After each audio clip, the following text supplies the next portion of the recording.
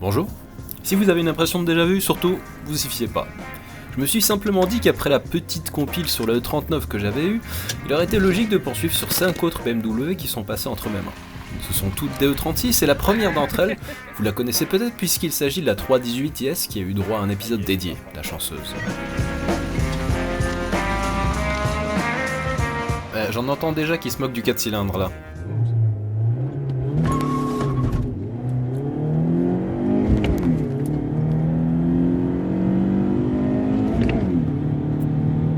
Alors non, vous n'en obtiendrez pas des performances hors du commun, vous ne serez pas plaqué au siège par ces accélérations, mais vous apprendrez dans de bonnes conditions les rudiments de la propulsion, avec le fun qui va avec bien sûr.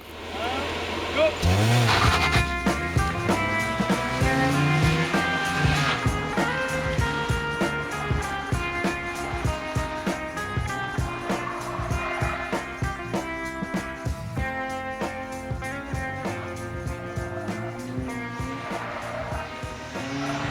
Donc, si vous souhaitez en savoir plus sur cette E36 qui a nécessité quand même quelques travaux, je vous invite à regarder l'épisode dédié à la fin de cette vidéo, à moins que ce soit déjà fait.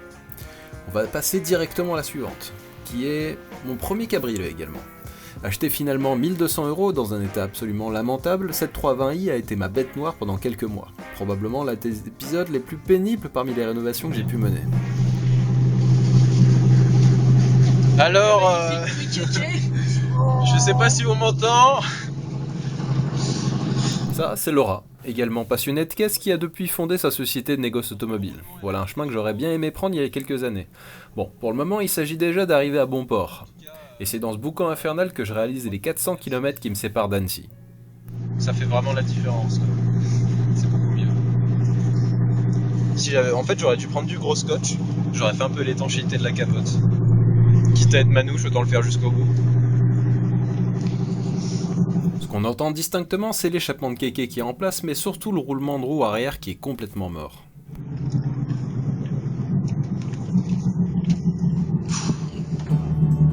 Voilà globalement dans quel état de présentation se trouve la voiture. Public sensible, fermez les yeux, il y a du niveau là. A l'intérieur, il n'y a pas grand chose de sauvable et fort heureusement il s'agit d'une version basique qui ne sera donc pas trop dommage de virer de la voiture. Sur le trajet retour, le moteur n'a donné aucun signe de fatigue et m'a même plutôt conquis par son agrément en conduite coulée. Il donne l'impression d'une plus forte cylindrée jusqu'à ce qu'on le sollicite franchement. Et là, c'est un peu décevant. Il s'agit dans le cas présent d'une version simple Vanos qui est censée justement procurer un peu plus de couple à bas régime. Sur ces quelques photos, profitez bien des quelques accessoires à la noix qui ornent cette pauvre 36 qui n'avait rien demandé. Ça va virer assez promptement.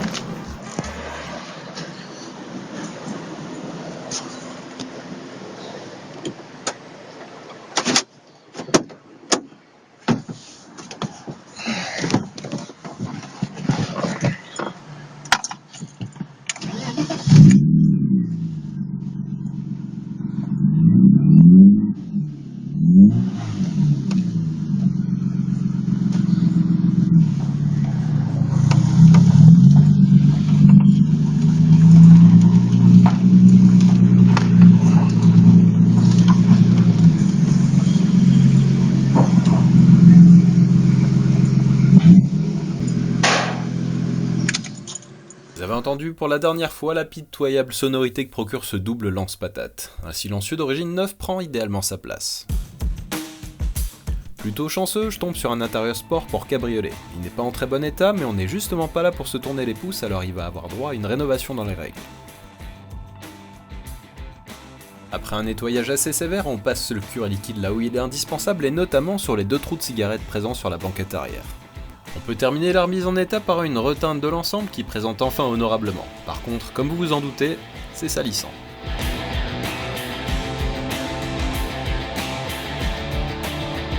Le phare brisé est l'une des premières pièces extérieures à être remplacée. S'ensuit également le changement de roue au profit de saillantes jantes provenant d'une E34 que j'affectionne tout particulièrement sur les E36. Les rétroviseurs M3 qui me font faire des cauchemars la nuit sont démontés et revendus à la vitesse de l'éclair pour laisser place à des pièces d'origine que j'ai repeintes. Ouf. Il est également temps de remplacer l'anti-brouillard cassé ainsi que la calandre et ses haricots dans leur version originale. Notez aussi les clignotants qui ont retrouvé leur couleur. Là, ça commence déjà bien plus à ressembler à une E36 digne de ce nom. Incapable de trouver un diffuseur de remplacement pour celui qui a été massacré par un ancien propriétaire, je remplace le pare-choc du pack M par un standard. Pas de regret pour ma part à ce niveau, je lui trouve pas particulièrement d'attrait. Je passe rapidement sur le calvaire qu'a été le remplacement de la lunette arrière puisque j'ai dû recoudre entièrement le zip côté capote.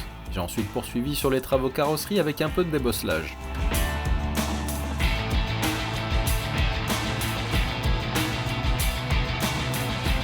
Un peu de mastic pour combler les dernières imperfections et on pourra repeindre ça proprement. Autre travail, les ailes ont été élargies à l'arrache et tout ça a été très mal protégé. Il a fallu ainsi décaper, protéger, mastiquer et repeindre l'ensemble à défaut de remplacer le tout par des pièces d'origine que je n'ai pas trouvées à l'époque.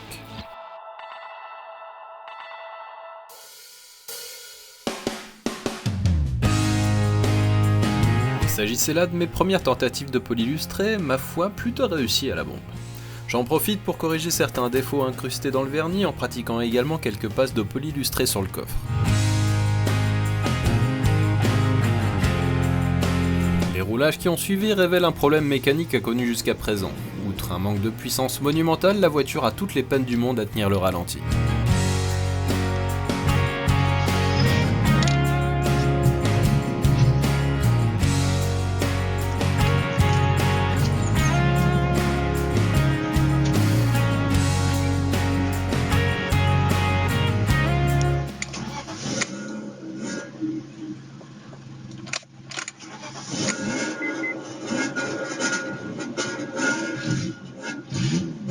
Et je mets très longtemps à résoudre ce souci qui en fait est provoqué par plusieurs pannes simultanées. Une durée d'admission est discrètement éventrée sous le collecteur et un capteur de cliquetis et HS. Pour couronner le tout, le calculateur finit par prendre de l'humidité et je suis dans l'obligation de le remplacer. Autant dire que tout ceci est le résumé de plusieurs mois d'acharnement.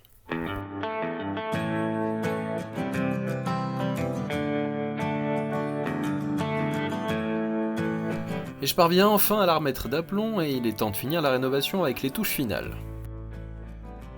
La voici enfin revenue dans un état acceptable le jour de la revente. Alors j'ai effectivement conservé le pare-choc avant du pack M, je saurais vraiment pas expliquer pourquoi, mais disons que il me dérangeait bien moins que le reste. Fallait bien conserver une petite trace de son passé un peu lugubre.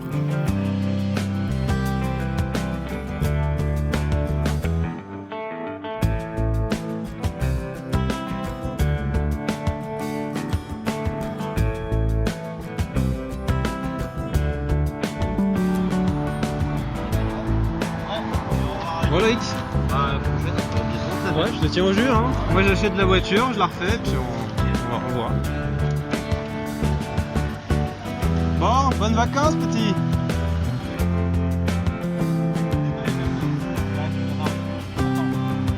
Après le Scénic tu passes. Il y a Ekel de toute façon. Vas-y. Salut.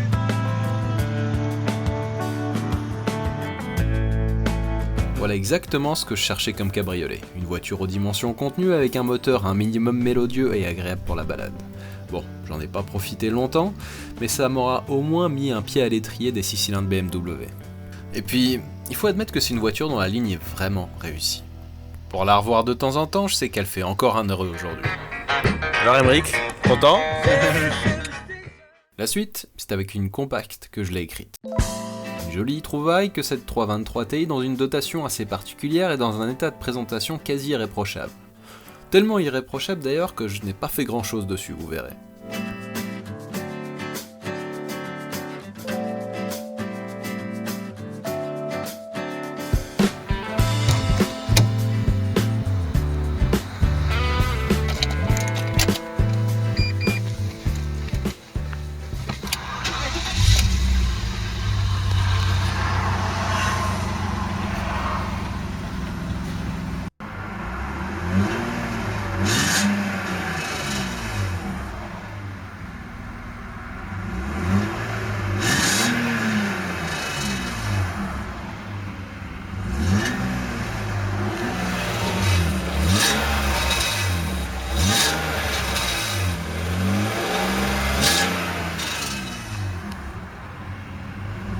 Manifestement, l'échappement n'est pas tout à fait d'origine. Le catalyseur a été vidé. Une pièce de remplacement plus tard, je reprends les hostilités avec un petit rapistolage du siège conducteur dont l'armature a troué le côté de l'assise.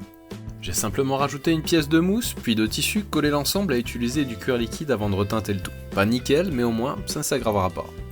Allez, du fin fond de mes archives, une courte balade à bord de cette TI. Autant dire qu'à l'usage, j'ai adoré cette voiture. Une sacrée pêche malgré seulement 170 chevaux et un comportement amusant et facile. J'ai été tenté plus d'une fois d'en racheter une et je n'ai pas encore dit mon dernier mot à ce sujet, je pense.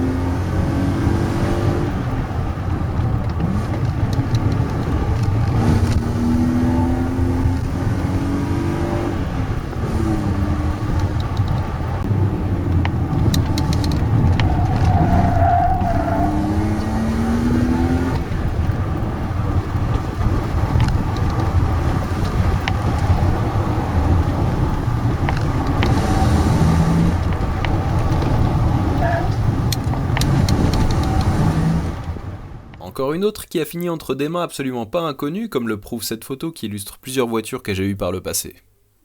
Alors, la patiente suivante est une 325i, cette fois sans Vanos et équipée au GPL, ce que je pensais exploiter pour faire pas mal de bornes avec, et j'ai finalement quasiment jamais utilisé cet équipement qui hélas changeait beaucoup le caractère de la mécanique. C'est véhiculé dans mon ancienne 540i que j'ai été la chercher dans le Gard. Je l'ai finalement payé 2500 €. Fais un petit tour en Jagular. Ouais. C'est toujours plaisant. Bah c'est pas mal. Et comme on est en décembre, j'en profite pour prendre un peu le soleil de Montpellier au passage. Il faut vraiment faire le plein de ce paysage avant d'affronter le rude hiver d'une station savoyarde. Autant dire que les températures vont sérieusement chuter.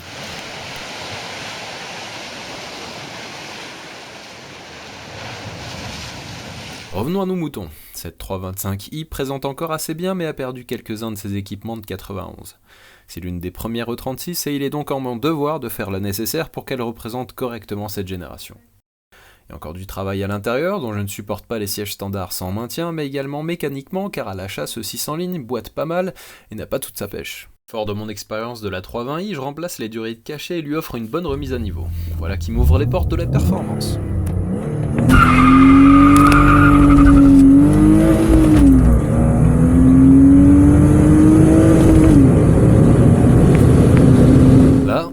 Dans un autre monde, celui du moteur fort en caractère et qui se caractérise par une yarn assez peu commune dans les tours. J'en demande.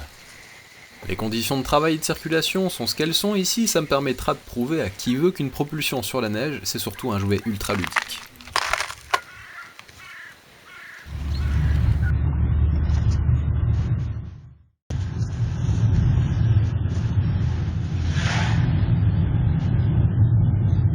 Remplace les sièges tout plats par une sellerie sport provenant d'une compacte, donc a radicalement changé l'expérience de conduite. Non, je vous jure.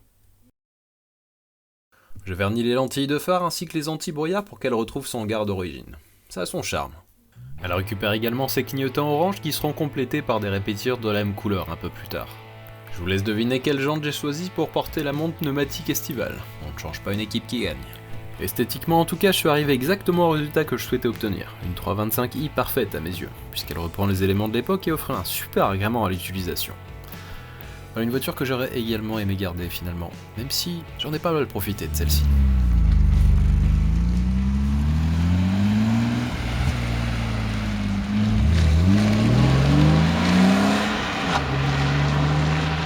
Comparé à la 318IS qui se montre globalement plus agile, la 325 accuse évidemment un peu plus de kilos sur le train avant et ça se sent un peu en parcours sinueux. D'origine, le tarage des suspensions offre un compromis en faveur du confort plutôt qu'en réactivité, ce qui était plutôt bienvenu compte tenu des routes assez mal revêtues autour de mon lieu d'habitation. La direction aurait mérité d'être un peu moins démultipliée pour être vraiment parfaite. Dans l'ensemble, je binaille. J'étais très satisfait de cette 325, du début à la fin, et le moteur propose toujours ce côté jouissif dont on ne se lasse pas même après quelques années d'utilisation.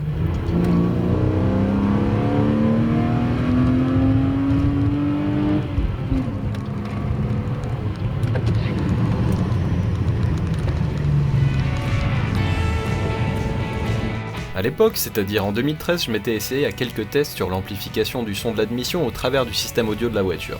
Je crois que pour le coup, je n'ai rien inventé, mais c'était assez amusant les premières fois.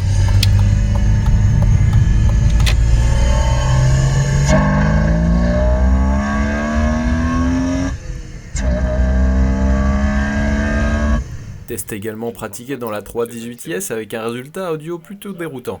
Je me souviendrai surtout de la météo de ce jour-là.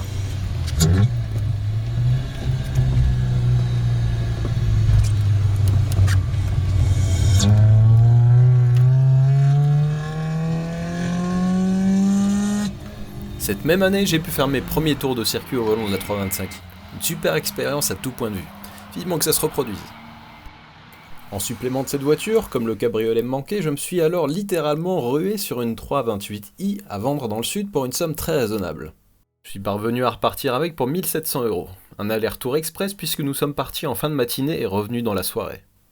La peinture ne propose pas une teinte très originale, mais l'intérieur Havane rehausse agréablement l'ensemble. Je leur pardonne donc la version standard. Le retour se passe sans encombre. La voiture fonctionne vraiment bien. Le lendemain matin, je fais un petit tour d'inspection pour m'attaquer aux travaux, puisqu'évidemment, elle n'est pas parfaite. C'est principalement l'intérieur qui va m'occuper puisque la sellerie mérite de l'attention, tout comme le volant et pas mal de pièces d'accastillage manquantes ou cassées. La lunette de la capote est également à remplacer, même si mon scotch d'étanchéité rajoute une touche d'originalité bienvenue. Vu le souvenir que m'a laissé la 320i à ce sujet, je n'ai pas hâte de m'y remettre.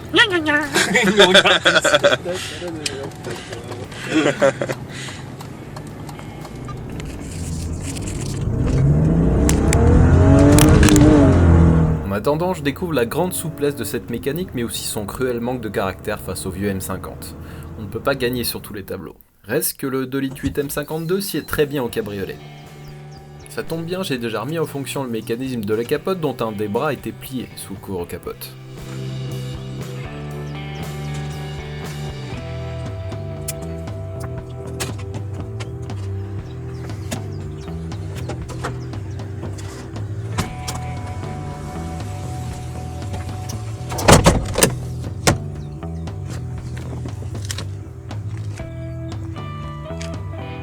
Dans la foulée, je remplace finalement en une vingtaine de minutes la lunette arrière. Quand les coutures sont en bon état, ça change la vie.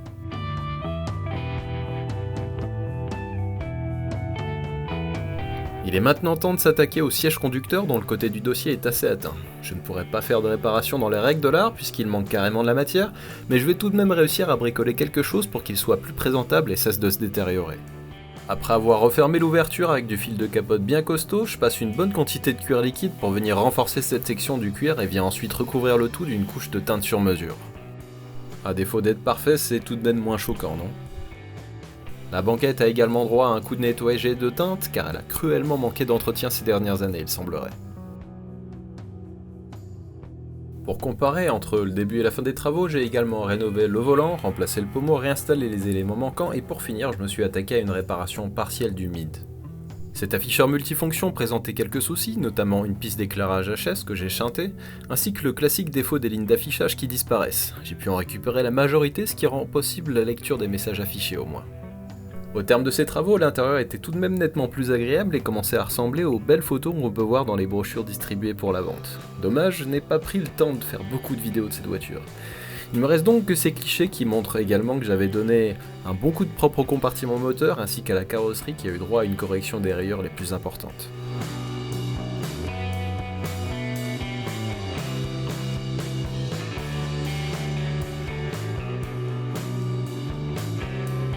Tout comme sur la 320i, j'ai également remplacé la calandre qui avait reçu un choc dans le coin droit. Voilà qui clôture les travaux de la voiture.